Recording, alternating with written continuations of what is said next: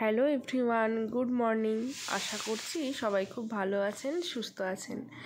বেশ কয়েকদিন বৃষ্টির পরে আজকে ভালো রোদ দিয়েছে, তাই গাছপালাগুলো কেমন কী সুন্দর ঝলমল করছে। আর আমার গলা শুনে তো বুঝতেই পারছেন আমার শরীরের কি অবস্থা। কদিন রয়েছি মায়ের কাছে। প্রথমে সকালবেলাতে মা তাই একটা হার্বাল টি বানিয়ে দিল, ওই তুলসী পাতা, লবঙ্গ টবঙ্গ সব কিছু দিয়ে। গলাটা যেহেতু ধরে গেছে, ওইটা খেলে হয়তো একটু আরাম লাগবে। তারপরে আমি বাড়ির আশেপাশটা একটু ঘুরে দেখছিলাম, কি সুন্দর উচ্ছে গাছে উচ্ছে হয়েছে, কুমড়ো গাছে কুমড়োর ফুল হয়েছে।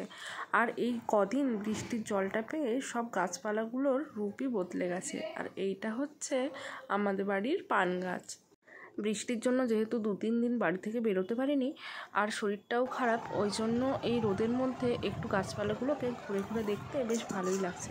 তারপর মা করেছিল সকালবেলা একটু ঝাল ঝাল করে চাউমিন, আর ছিল ডিম সেদ্ধ। তারপরে মা একটু নিজের কাজ করতে বসে গেছিলো, আর আমি সেই ফাঁকে স্নানটা সেরে নিয়েছিলাম। বাপের বাড়িতে এলে সত্যি কথা বলতে খাওয়া দাওয়া আর শুয়ে বসে থাকা ছাড়া আর সেরকম কোনো কাজ থাকে না।